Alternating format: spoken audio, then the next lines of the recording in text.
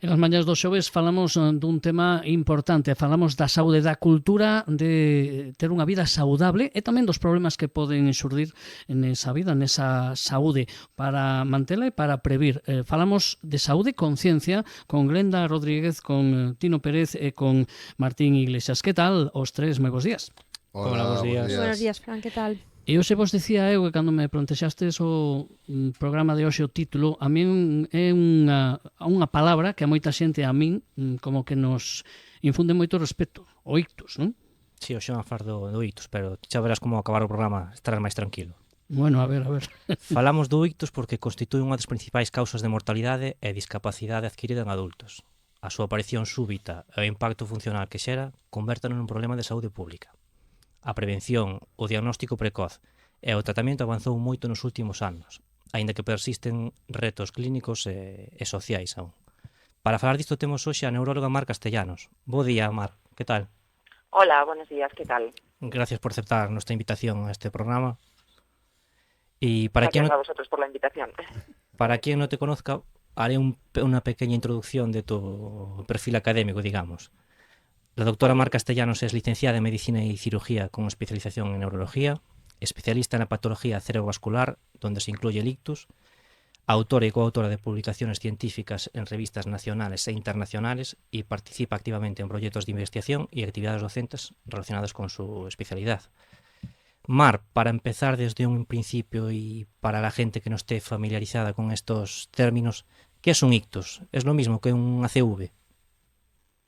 Sí, un ictus es lo mismo que una CV. Ictus es el término, la palabra oficial que utiliza la Sociedad Española de Neurología y es la traducción más directa de la palabra inglesa stroke, que significa golpe y que un poco hace referencia pues a la manera de presentarse los síntomas cuando un paciente realmente tiene un ictus. Durante mucho tiempo, hace ya muchos años, y todavía se sigue viendo pues en la bibliografía y en algunas otras clínicas se utiliza el término ACV, pero realmente hace referencia al mismo tipo de patología. ACV significa accidente cerebrovascular y el ictus hace referencia o engloba todo lo que es la patología cerebrovascular como tal. Y existen distintos tipos, ¿verdad?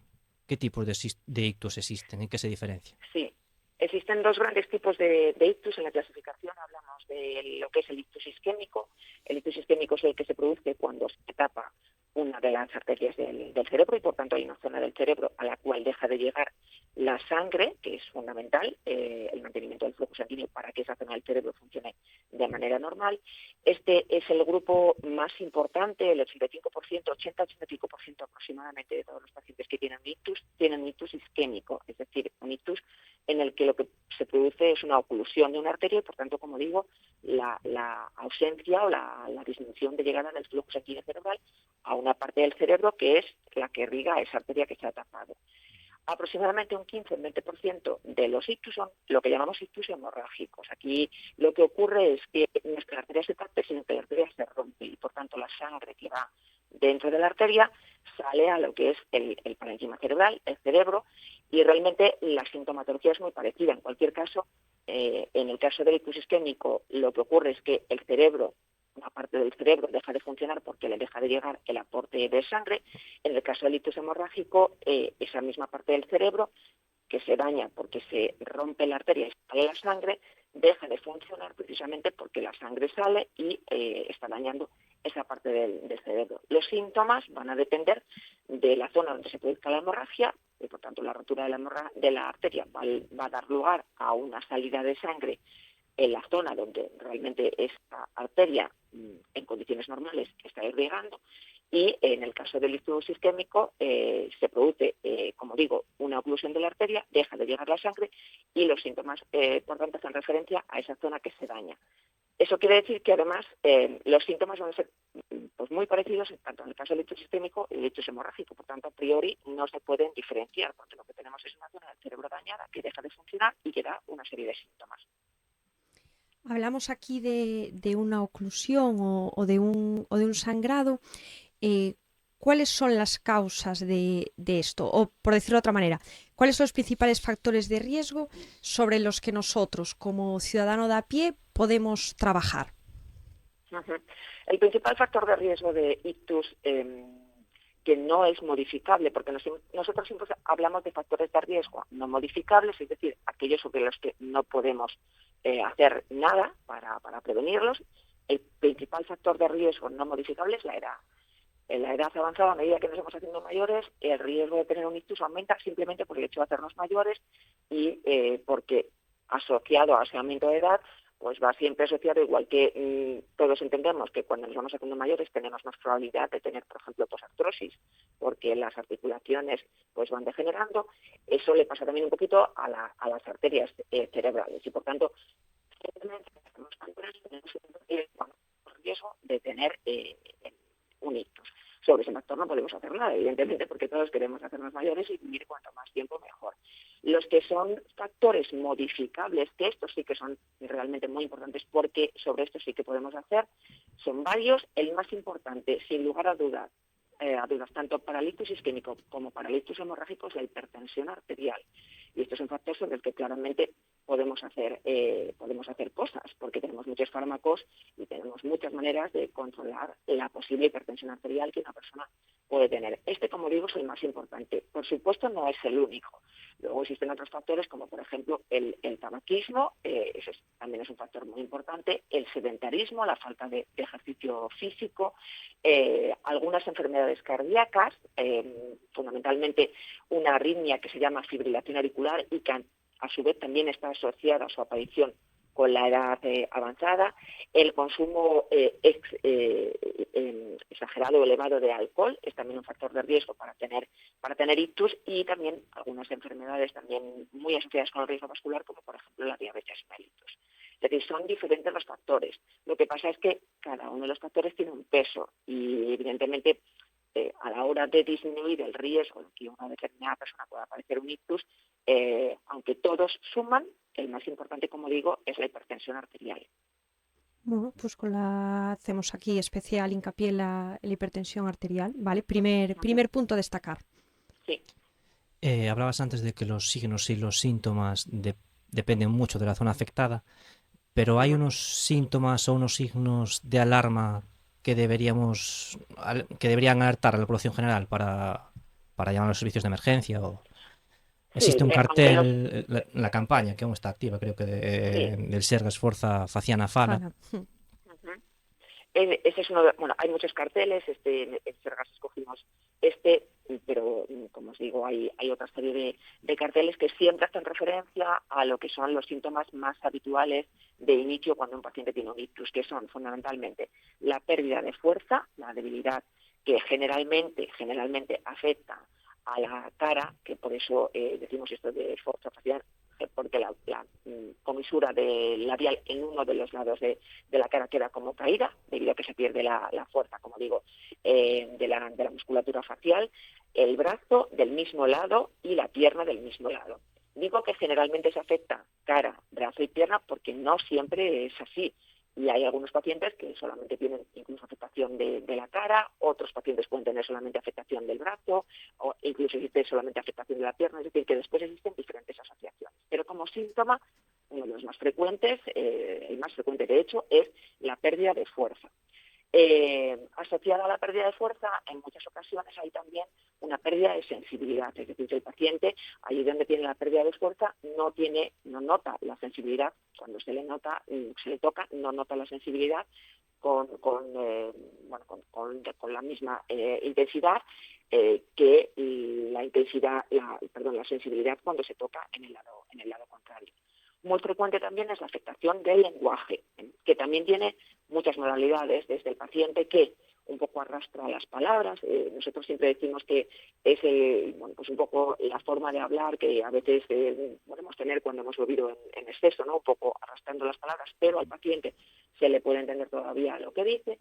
Luego hay otras formas de alteración del lenguaje que son mucho más graves, como por ejemplo que el paciente es incapaz de decir alguna palabra, a veces es alguna palabra, a veces el paciente parece estar mudo. Eso es lo que nosotros llamamos alteración de la emisión del lenguaje tipo afásico, esta afasia a veces afecta, como digo, solo a la emisión del lenguaje, pero a veces afecta también a la comprensión, es decir, que al paciente está hablando y no te entiende lo que le estás diciendo. Esta alteración del lenguaje, tanto de la emisión como de la comprensión, es también un síntoma tremendamente frecuente de ictus. Después hay otros síntomas que son, bueno, pues más extraños. Como digo, la más frecuente es la pérdida de fuerza, la pérdida de sensibilidad y la alteración del lenguaje. Después hay que tener en cuenta que no son los únicos. Muchas veces los pacientes que tienen ictus tienen alteraciones visuales que pueden ser también muy variadas, desde perder la vista en un ojo o perder una parte del campo visual. Y después la cefalea que suele ser dolor de cabeza que es muy intenso y que muchas veces los pacientes definen como el peor dolor de cabeza que han tenido en su vida. No es un síntoma muy frecuente de ictus en sí, pero sí que es verdad que es un síntoma muy, muy frecuente de un tipo específico de ictus, que es un ictus hemorrágico, que se llama hemorragia subaracnoidea. Estos son los síntomas más habituales, no son los únicos, repito. Hay pacientes, depende, como hemos dicho al principio, de la arteria que se daña, que se ocluye o bien que se rompe, y por tanto el territorio cerebral que se afecta.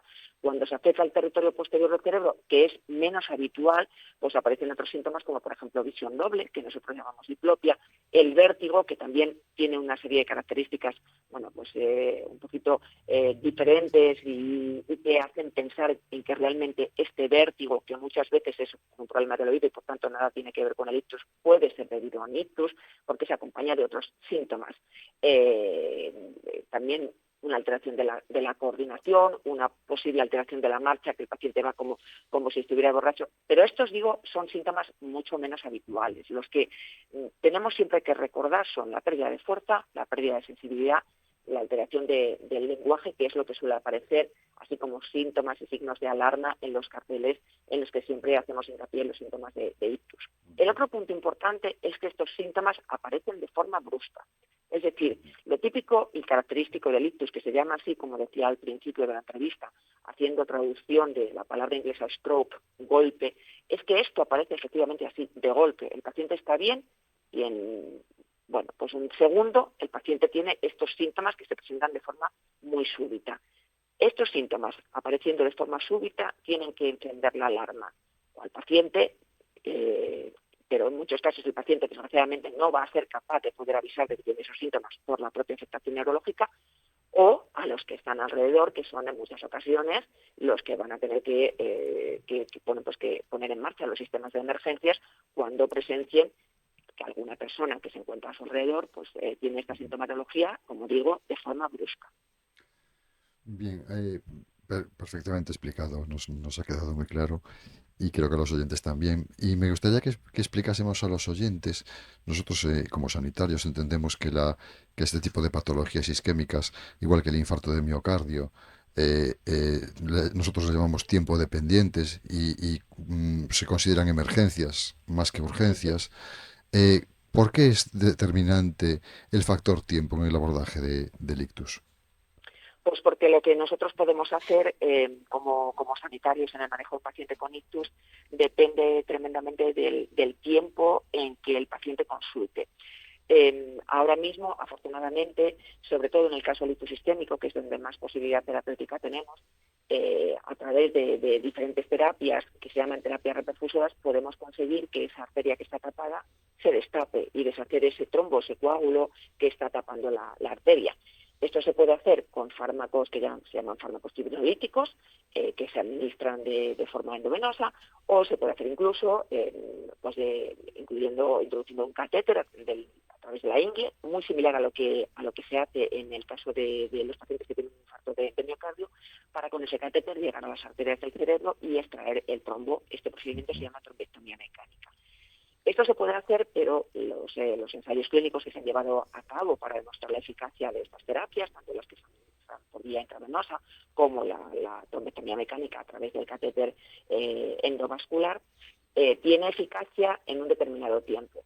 Cuando una arteria se tapa, el daño cerebral no es un daño cerebral que está instaurado ya completamente desde el momento en que se tapa la arteria, sino que eso se va produciendo de manera progresiva. Las células en el cerebro, para llegar a morir y dañarse de manera definitiva, no se dañan en el momento en que se tapa la arteria, sino que eso tiene su tiempo.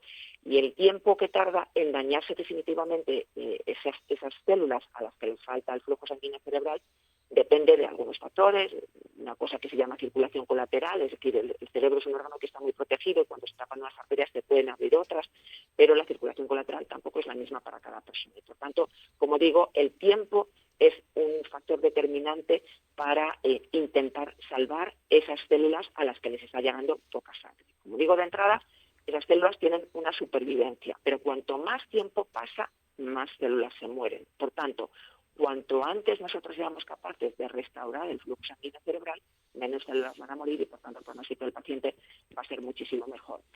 Incluso aunque el paciente nos llegue a tiempo para poner estas terapias y realizar los tratamientos que acabo de mencionar, no es lo mismo hacer estas terapias desde cuando el paciente lleva, por ejemplo, 3 horas de evolución, que cuando llega a 6 horas de evolución, que cuando llega a 18 horas de evolución. Ahora mismo esas terapias podemos administrarlas incluso en las primeras 24 horas de evolución.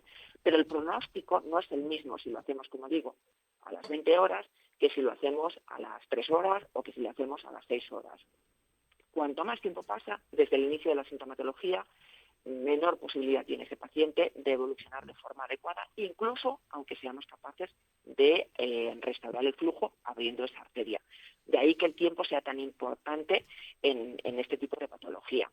Ahora mismo, además, aunque en la hemorragia cerebral tenemos muchas menos posibilidades terapéuticas, ya está también demostrado, estos son datos muy recientes, que haciendo una serie de cosas como bajando la tensión arterial, también de forma muy precoz, sobre todo en la hora y media, 2 horas desde que el paciente ha iniciado la hemorragia cerebral, podemos mejorar notablemente el pronóstico de ese paciente. Por tanto, ya siempre decíamos los neurólogos que hay que correr y sobre todo estaba establecido para correr en el caso del ictus isquémico. ¿Por qué? Porque era el tipo de ictus en el que teníamos datos en que realmente correr era lo que mejoraba el pronóstico del paciente, porque estas terapias, como digo, son tiempo dependientes, la eficacia de estas terapias. Sin embargo, ahora ya tenemos datos de que en la hemorragia cerebral, aun sin administrar un fármaco específico para poder detener ese sangrado, que desgraciadamente todavía no lo hay, sí que hay cosas que podemos hacer que hechas de forma muy precoz mejoran también el pronóstico de los pacientes. Moraleja, hay que correr. Si el paciente tiene síntomas sugestivos de ictus, hay que contactar rápidamente con los servicios de emergencias médicas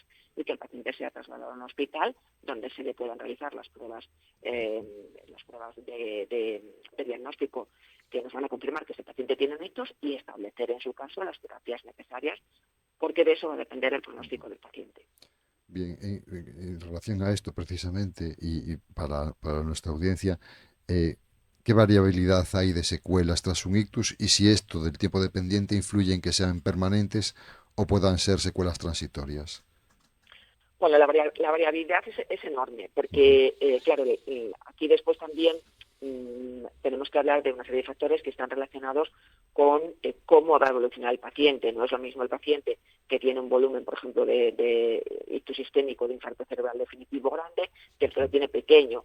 También influye a veces la localización. Hay algunas localizaciones del cerebro que son especialmente dadas a tener peor pronóstico, que el paciente, pues ese déficit que tiene, motor, sensitivo, el que sea, se recupere peor. Y luego hay que tener en cuenta también que los cerebros de pacientes de edad más avanzada, porque ya tienen más atrofia cerebral y porque a veces incluso cuando nosotros hacemos las pruebas de imagen, la resonancia que hacemos, vemos que también esos pacientes ya han tenido pequeñas lesiones que a lo mejor no le han dado síntomas al paciente, pero son pequeños vasos que se han ido tapando, que no han producido ningún síntoma, pero que están ahí. Y claro, todo suma. Esas son pequeñas lesiones que aunque son pequeñitas, a eso le estamos añadiendo a lo mejor una lesión que cuando da síntomas es mucho mayor.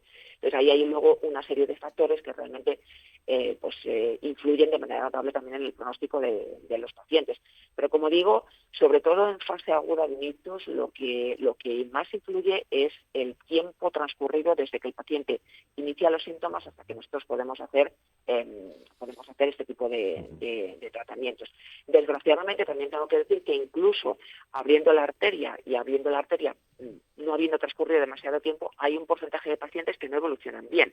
Ahí es donde tenemos que seguir haciendo hincapié, pues desarrollando otra serie de terapias. Ahora mismo tenemos ensayos clínicos con fármacos que se denominan fármacos neuroprotectores, fármacos que intentan que esas células aguanten mucho más pues la falta de flujo sanguíneo cerebral, fármacos que en el caso del ictus hemorrágico están destinados a intentar que esa hemorragia no crezca, que es uno de los problemas que tenemos en las primeras horas de evolución, por ejemplo, de un ictus hemorrágico. Es decir, existen muchas terapias que ahora mismo, afortunadamente, se están probando dentro de ensayos clínicos, y desde aquí también quiero hacer un llamamiento a esto, la participación en ensayos clínicos. A veces cuando un paciente llega y se le propone la participación en un ensayo clínico, que es la manera en que evoluciona la ciencia en medicina, y hemos ido afortunadamente aprobando un sinfín de terapias nuevas en neurología y en otras especialidades médicas, pues es importantísimo la colaboración de los pacientes y que estos pacientes realmente se puedan incluir en estos ensayos clínicos, porque así les ofrecemos la posibilidad de nuevas terapias que a lo mejor el día de mañana ya no están en fase de ensayo clínico y se administran de forma habitual, como ocurre ahora pues con los fármacos que mencionaba anteriormente, fármacos fibrinolíticos y otros fármacos que estamos administrando en pacientes con patologías neurológicas. Pues ahí queda este consejo. Una vez que ya tenemos detectado, hemos dado un tratamiento, pues desgraciadamente puede quedar alguna secuela, ¿no? Me gustaría conocer tu opinión acerca de la importancia de la rehabilitación temprana, incluso multidisciplinaria o logopeda, ¿no? Por ejemplo, en la recuperación de este tipo de pacientes, que igual nos centramos siempre más o nos va a la cabeza a un tratamiento puramente médico y no le damos una importancia a la rehabilitación. Sí. Bueno, la rehabilitación es tremendamente importante, porque como acabamos de decir, desgraciadamente todavía muchos pacientes, incluso pacientes tratados con las terapias que yo acabo de mencionar, pues desgraciadamente quedan con secuelas. No, como habéis comentado al principio, pues el ictus es la patología que causa más discapacidad en adultos. Lleva siéndolo así durante muchísimos años y sigue siendo así en el futuro. Realmente, si no encontramos otras terapias que nos ayuden, va a seguir siendo así, porque tenemos muchísimos pacientes con ictus, porque afortunadamente vivimos mucho y como decía al principio, pues la edad es un factor de riesgo directamente relacionado con la aparición de ictus. Por tanto, la rehabilitación en toda su amplitud, ¿no?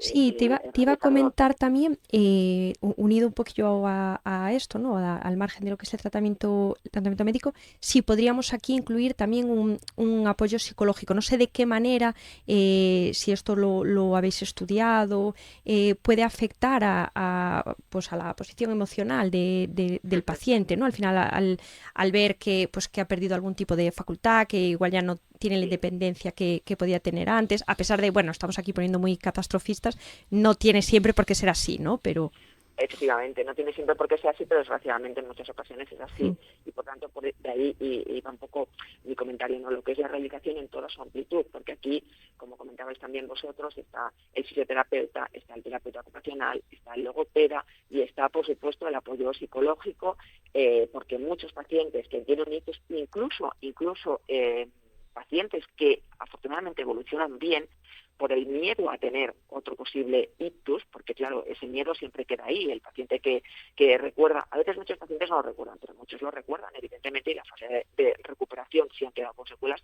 la recuerdan de forma mayoritaria, pues una gran cantidad de pacientes. Entonces, ese miedo que queda ahí, aunque el paciente haya evolucionado bien, pues hace que muchísimos pacientes pues tengan ansiedad y depresión. La depresión es una patología tremendamente frecuente tras haber padecido un ictus, y además está demostrado en estudios de investigación muy bien realizados que el tener depresión dificulta además la recuperación de un paciente tras el ictus, con lo cual es importantísimo detectarla, porque además de los tratamientos que ponemos de forma preventiva para intentar evitar que el paciente pueda tener un segundo ictus, hay que tratar también la depresión en el caso de que el paciente tenga síntomas depresivos, porque eso le va a ayudar a su rehabilitación y porque está tremendamente demostrado que si el paciente, como digo, tiene una depresión y no se trata, ese paciente evoluciona peor, aún haciendo la rehabilitación. Por tanto, esta fase que ya es posterior a lo que es la fase aguda, pues un poco más subaguda, crónica, es importantísima, exige una colaboración multidisciplinar, exige, por supuestísimo, la colaboración y el contacto continuo con la rehabilitación, como digo, en todas sus amplitudes, porque hay médicos rehabilitadores, el médico, pero después tenemos una serie de personal sanitario, como digo, fisioterapeutas, terapeutas ocupacionales, logopedas, etcétera, que tienen que trabajar con el paciente en la recuperación pues de los diferentes déficits, pérdida de fuerza, pérdida de sensibilidad, alteración de la marcha, problemas del lenguaje, problemas para tragar, que también son muy frecuentes, la disfagia tras el ictus, etcétera, etcétera, etcétera, y por por supuesto, aquí incluye también, y hay que englobar también, lo que son los posibles problemas psicológicos, ¿no?, asociados al ictus, tanto como digo, asociados a las propias secuelas que pueden quedar, pero a veces también asociados al miedo a tener un segundo ictus, que es algo que muchos pacientes pueden durar mucho tiempo, como es de entender, porque el ictus es una patología muy grave que discapacita muchísimo. El que se ha visto en esa situación, evidentemente, no se lo olvida fácilmente. Hablando de todo esto que estamos tocando, hablamos de la rehabilitación física, de la psicológica y de la rehabilitación emocional de estos pacientes, ¿no? Pero tampoco hay que olvidar que esta afectación de este paciente muchas veces afecta a la familia y drásticamente, porque, bueno, familias que de repente se encuentran que tienen una persona en casa que necesita cuidados continuos muchas veces, ¿no? O por lo menos atención, esa atención psicológica o esa atención emocional que necesitan. Y ¿se contempla también en estos casos esa atención o esa rehabilitación familiar?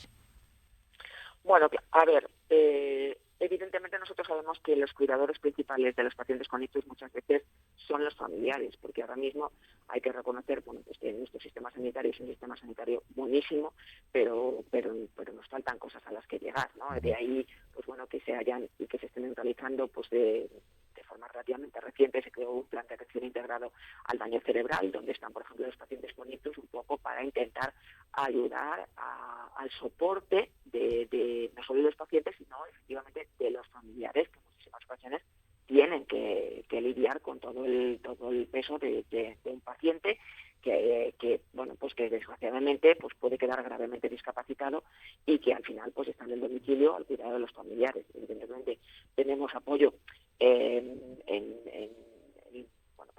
los diferentes centros de atención sanitaria a través de trabajo social, todo lo que es el tema de apoyo, ¿no?, en este sentido, para intentar ayudar a las familias, las ayudas domiciliarias, etcétera, etcétera, pero desgraciadamente siguen siendo insuficientes porque tenemos un volumen de pacientes que son muy importantes y que, no nos engañemos, muchas veces este apoyo pues recae indudablemente sobre las familias, a las que también hay que intentar dar soporte, y que cuando vienen pues a las visitas pues hay que intentar, como mínimo, desde luego, darles la información, los recursos, facilitarles el contacto con los trabajadores sociales que tienen pues toda la información de los posibles sistemas de apoyo a nivel de ayuntamientos, a nivel de centros de atención primaria y a nivel también de asociaciones de pacientes, que hacen una labor tremendamente útil para ayudar a estos pacientes, facilitarles la rehabilitación, la solicitud de ayudas de dependencia, por ejemplo, etcétera, etcétera.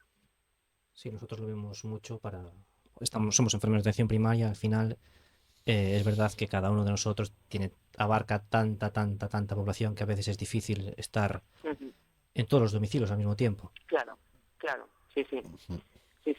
Es un trabajo de todos y es un trabajo que, desde luego, a todos, creo, los que estamos en este entorno nos gustaría tener muchísimos más medios, porque son necesarios y porque vemos, bueno, pues un poco la sobrecarga, ¿no?, que este tipo de problemas supone muchas veces para los familiares. Pero bueno, tenemos que seguir trabajando en que esto cada vez sea mejor y como mínimo facilitar en la medida de nuestras posibilidades la vida tanto a los propios pacientes como a los familiares, que son, como digo, en muchas ocasiones los principales cuidadores de estos pacientes discapacitados. Pues nos quedamos sin tiempo, Mar. La verdad que nos ha gustado mucho el programa. Pero para terminar, queremos realizarte una pregunta que le hacemos a todos los invitados, una pregunta personal, que es: ¿qué momento para ti, qué momento de tu día a día es salud? Bueno, pues el momento de salud es un momento en que yo me quedo un poquito más tranquila con un poco de tiempo libre, que a veces... Bueno, es que el tiempo libre es salud. Sí. Efectivamente, que a veces es complicado, pero bueno, os diría, fijaos, una cosa que es salud, porque yo lo recomiendo a los pacientes y porque me paso el día, claro, pues haciendo este tipo de recomendaciones, más allá de lo que son los factores de riesgo vascular, que desgraciadamente nos hemos quedado sin tiempo para a lo mejor insistir un poquito más en ellos, pero mencionaba anteriormente el sedentarismo, ¿no? Yo, por ejemplo, subo las escaleras, yo trabajo en el hospital y seguramente sois conocedores de que el hospital, el tema de los ascensores es complicado. Sí. Pues, por ejemplo, subir y bajar las escaleras a pie, eso es salud, porque evita el sedentarismo, ¿no? Y tenemos, pues en el hospital, por ejemplo, estos letreritos que han puesto en los escalones ya hace mucho tiempo, ¿no? Y que nos van diciendo, pues, el número de kilocalorías, que esto disminuye la depresión, que disminuye... Es decir, pues eso es un momento salud. Hay que evitar el sedentarismo, hay que intentar caminar, que es muy sano y que se recomienda de manera generalizada 1 hora al día. Hay que mirarse de vez en cuando la tensión arterial.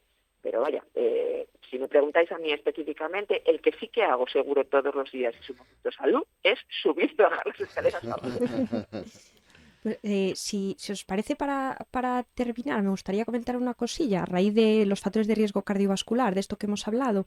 Preparando el programa, leímos una cosa que a mí me llamó muchísimo la atención, porque en un principio dije, jo, qué ambicioso, pero si es así es porque ya se ha estudiado que se puede conseguir, ¿no? Y es que en el Plan Europeo de Acción para el Ictus, que se actualizó hace año y poco, incluye como parte de la estrategia prioritaria fomentar estilos de vida que permitan prevenir hasta un 90% los casos de ictus, que nos hace nos da una idea de hasta qué grado podemos prevenir todo esto, pues justo con lo que acabas de comentar. O sea, que si sirve así como pincelada final para hacer hincapié en este tipo de cambios. Sí, recordar, bueno, eso siempre lo repetimos, ¿no? Que con estos, si fuéramos capaces de controlar, que es el mensaje un poco, lo que son los factores de riesgo vascular modificables, estos que comentábamos hace un ratito, la hipertensión, el sedentarismo, el tabaquismo, el consumo excesivo de alcohol, bueno, si fuéramos capaces de controlar esos factores de forma adecuada, y son factores todos ellos modificables, seríamos capaces, y eso está estudiado, en función del peso porcentual de riesgo que supone cada uno de estos factores, seríamos capaces de prevenir un 90% de los ictus. Y ese es el mensaje. Y esto es una labor de las personas, el tener conocimiento de estos factores e intentar controlar esos factores de riesgo. Pues dejamos este mensaje final y lo que decía, muchas gracias, Mar, por atendernos. Sí, de verdad.